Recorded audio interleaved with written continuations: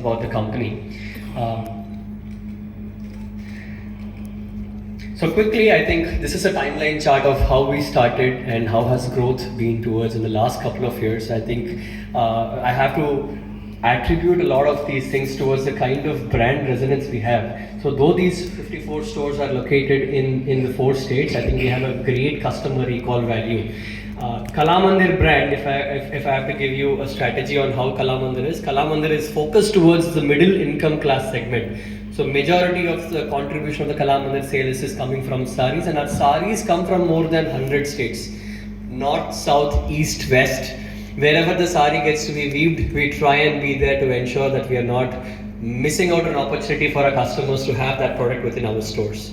Mandir store especially focuses more on the ultra designer segment, and it has a lot of customizations, like for example blouse designing, a lot of fusion wear sarees. This format is catered towards the ultra premium niche segment of the society who's only tries to pick one of a kind designer curated collection. Varamahalakshmi Silks is focused towards the handloom, and silk sarees is the core product profile for Varamahalakshmi Silks. And Varamahalakshmi Silks is a go-to format for most of the wedding and the occasion wear market. And KLM Fashion Mall, we call it as a hybrid fashion mall, wherein we just don't have saris also, we have non-sari categories such as women's apparel wear, men's wear and kids wear. The way we try to differentiate ourselves here is that, you know, in the men's wear and kids wear also we have a majority of the contribution coming from the ethnic side of it. So with all of these 4 formats, today we are around 54 stores strong presence with close to 6,03,000 square feet present across 12 cities in 4 states. The model for our expansion, if you have seen, has always been in a cluster format. So what I meant by cluster format is we identify potential marketplaces, market regions, and we penetrate deep into this with multiple stores. That has helped us in a great way to help us get into the economies of scale, manage our inventories better, manage our advertisement costs better, in terms of scaling the whole operations put together. And we believe that this has been our one of our key indicators for our growth in a such shorter period of time, about 17 years of our history. Doing a revenue of about 1352 crores has to have all of these variables in place. And a little bit to elaborate more on the technology, though our managing director has spoken much about the technology, I think we are very, very happy to say that we use technology to a great extent. Most of the decisions that we take in the company are data driven and technology driven. Everything is backed by evidence. There is not much of a scope for intuition or any scope for assumptions. So this has been one of the core factors for our growth. Each and every product that we sell within the company, we try to map it with different data points, and these data points are the primary mechanism for us to read through the entire pattern, the sales pattern history, and thereby take those valuable insights to ensure our, be it sourcing, be it advertisement, be it management, everything is thoroughly meticulously checked. And I would attribute one of our strongest pillars of our growth behind the team is technology trying to pave a major way. Now this quickly is a slide which talks about our current presence so far. 54 stores, 6 lakh square feet. This is our presence. So if you take our presence, our cluster format kicks into place. Today our presence is currently just in South India. We have a lot of unexplored territory in and around these regions as well. If you take about Karnataka, it's only in Bangalore. If you take about Telangana, major stores are in Hyderabad. Andhra has a distributed network, and Tamil Nadu is only a few stores. So what I meant to say is there's a great amount of opportunity in terms of growth potential. Now talking about sari as a market size, when we try to work with Technopack Associates to try to size the sari market, they have come up with a number that it's a 46,000 crore market size for saris. And when we try to compare that number with our last year revenue, we did a close to about 950 crores revenue coming from saris. That tells that our market size currently where we stand is less than 2.5% of the total market size. That can give you a sense of how big the market is, though we are doing a revenue of about 950 in saris and 1352, it gives a sense of how big the market is and how great of an opportunity that we have. I think most of us will have those cherished moments, including myself. When I think about family, it's all about these gatherings. These are all the occasions. And we are very happy to say that we are a part of your key reminiscence of your most valuable and precious moments. And saris fit in exactly in that pie, wherein we play majorly in and around the women's wedding and occasion wear market. It is safe to assume that our growth story will also be fueled by these market tailwinds that are coming our way. And not to mention, I'll have to quickly attribute a major amount of this success also to the kind of experience that we create. When we say we truly sell an experience, we mean it. What I meant to do is here, this slide talks about on the top right, if I have to talk about, it's a Varamahalakshmi store. In this store, if you would have also observed in the video, there is a goddess murti in the center of our store. There is a priest who comes at the store opening time, spends entire time till the time the store closes. And what he does is like each and every purchase that is being made by the customer, we bring it down to the goddess feet, put it there, bless the person, whoever is buying, and then send them back with happy smiles. So what we tend to do here is we are connecting back to the customer at an emotional level in a deeply rooted manner, and this is the strongest reason why we have such great customer repeat rates. Our customer loves us for what we are, and generally all of our stores has a great customer repeat rate of more than 50%. This experience that we try to create is created across all of our Varamahalakshmi stores. Talking about KLM Fashion Mall, the entire facade lights up.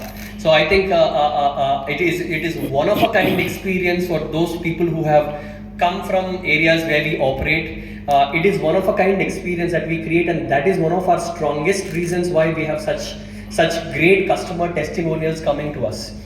With the same motivation and effort, I think last year also we have opened eight new stores, and we believe our growth strategies will always be fueled in that same manner in our cluster-based approach.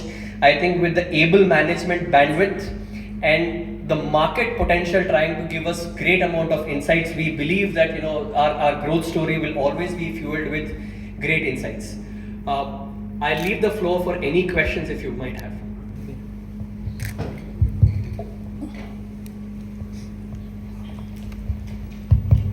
Hello. Just try to recall our first try in the month of February 2013 for IPO, which could have went through.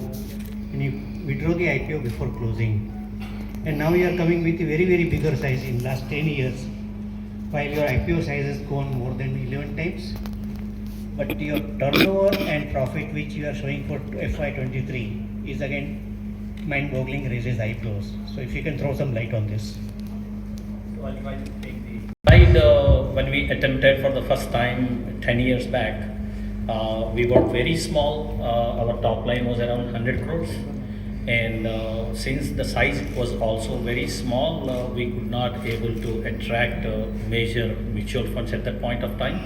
So in the interest of the company and the long-term prospects, we have decided to withdraw the issue. And I'm very pride and happy to say that we have grown multiple times from that point of today we are 1350. I think I remember it was around 100 crores top line. So simultaneously we became better, we matured better, and last 10 years after that our journey proves we are here for greater growth. For saris, if I am not mistaken, nothing else, right? I would rather say that we are more of an ethnic player, because presently our concentration is in south. Saris resonate very well with the local people. And if I have to break you down, my 1350 crores of top line last year we have done around 2/3 is sari and 1/3 we have other categories like women apparel, lehengas, salwar kameez, menswear, kidswear, See, what I'm trying to say here is like, see, when we open a store, we will try to do the profile of the catchment there. Based on the, preferences of the catchment, we will try to do the product profile. And that's how we have derived these numbers. And like, that, yes, like, because we are in those markets at present, like, that markets need sarees, yes, we are selling sarees. Model of business, I think the list of peers is not having matched properly. That's the beauty, sir. Like, see, what I'm trying to tell you here is like, we are having 4 successful formats with which we are trying to address length and breadth, like, every section of the society for every occasion. Not, I don't remember, like, not very, not everybody have these kind of offerings, and that tells like, how robust and how efficient we are addressing the market opportunities. Finances of the company as well. The company has started in 2005, and from then on till this period, the company has been consistently reporting profits. And the entire expansion on a staggered manner, suiting to the various formats that we were developing. The entire expansion has taken place with bank assistance and internal approvals. There has been no PE investment in this company, and also there is no dividend track record. The promoters have decided, the management has decided to plow back the entire generations into development and expansion of the company. As we stand today, last year, the year closing 23, we did a turnover of 1,350 crores with a PAT of 97, and always we try to manage the debt levels also very well. So currently we have approximately 340 crores of debt at a debt equity ratio of 0.8, very well manageable. These are the crisp issues about the finance. Some of the journalist friends who have joined Understand that you play in largely also in the ethnic wear segment, which is your mainstay, and that is one segment where we're seeing across India competition even from conglomerates like Aditya Birla, Reliance is increasing, and they are paying a lot of focus, putting a lot of focus on this particular segment. So for you being a player largely regional in a few states in the south, how do you see the competitive landscape, and when these deep-pocketed retailers are also rapidly expanding, how do you then view that? Do you see that as a threat? How are you looking to tackle competition? We welcome that. Actually, it is a positive indication that tells the potential of the market where we are playing. And the best part of these big corporates trying to get into it, they never get into a price war. And more importantly, this is a sari is viewed as an art form. And from more than 100 places in India, we source, and we have a heritage of more than 17 years of deep connections with the root level of sari producing centers. So I think yes, it's an open market. We welcome everyone, and even it will take time for everyone to have that learning curve. By the time they come there, we'll be somewhere else, because we are ever growing and perpetually growing from the day one. So it's good. And yes, they are pan India brand, and we are regional. Now with this digital transformation, I don't see any hurdles between pan India and regional players. To differentiate again is not just conglomerates, we have regional players also trying to help us in most of the competition. So the idea here is that with our deep rooted network in terms of sourcing and the kind of technology that implementation that we use in day-to-day decisions is one of the key USPs that we are always staying put. That will be our strongest moat. And to your point of conglomerates like Tatas or Reliance and ABRFL, they're also steering up the entire unorganized to organized play, and we being in the organized sector also gives us they actually open up the market for us as well, and we believe in our future expansion. Whenever we try to enter these new markets, it's a level playing field, it will be there. Right. Just two more if I can take. The expansion currently that you lined out is still in the southern states. Are you looking at eventually going pan-India? And also, correct me if I'm wrong, based on what I saw on the chart, the store count for KLM Fashion seems to be a lot, seems to be more dense in terms of the network than the Kalamandir or the Varamahalakshmi stores. So going forward, when you expand your presence also, your focus is going to be on KLM Fashion with value fashion, or is it going to be more on Kalamandir? Like, how are you looking at that ratio? Yeah, so if you take the look at the chart, so it has a distributed network, but if you take as is, now if we talk about our Telangana currently store presence, we have about 24 stores located in Hyderabad alone and one store is outside. So the chart seems to have multiple points because we wanted to just point out that the number there to make sure that there are 19 dots there. But our stores are located only in Hyderabad in Telangana. Talking about our presence in Karnataka, only in Bangalore we have 9 stores, rest of entire Karnataka is open for us to explore. And talking about Andhra, we have a distributed network. There are a lot of potential tier 2 areas that we are yet to be explored in Andhra. And you talk about Tamil Nadu has a market size combined to Andhra and Telangana put together. And we only have 1 store in Kanchipuram and 3 stores in Chennai as of now. And rest of Tamil Nadu is open for us to explore. And Kerala, we are hardly there. We don't even have a presence in Kerala. So what we tend to do is here is like our cluster model, and we have a great amount of customer response coming from South India. If you take about the per capita consumptions, like way above in the South Indian region. So our next few years will be fueled by our South Indian growth. However, not to mention that though we wanted to aspire to move to other parts of India, in the near future we are focusing it to be a South Indian play.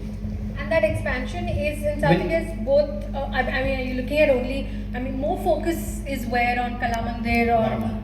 Our focus will be our Varamahalakshmi format. Okay. The reason being the core product profile for Varamahalakshmi is silk sarees, Right. and silk and handloom, majority being driven by silk sarees. Right. And because we are moving into a Tamil Nadu or a Kerala kind of a market, Tamil Nadu market is a lot of consumption is with silk. So it's a perfect brand positioning for us in that area. So we are trying to put about 25 of our Varamahalakshmi stores and 5 of our Kalamandir stores all in a cluster format. And a major growth lever for us moving forward will be with the Varamahalakshmi format. And that's your premium offering? Yes. So I could call it as a wedding and occasion wear. In terms of the top premium offering, we'll have Mandir because it's that designer label. But Varamahalakshmi can fairly take it as a premium format as well. Thank you.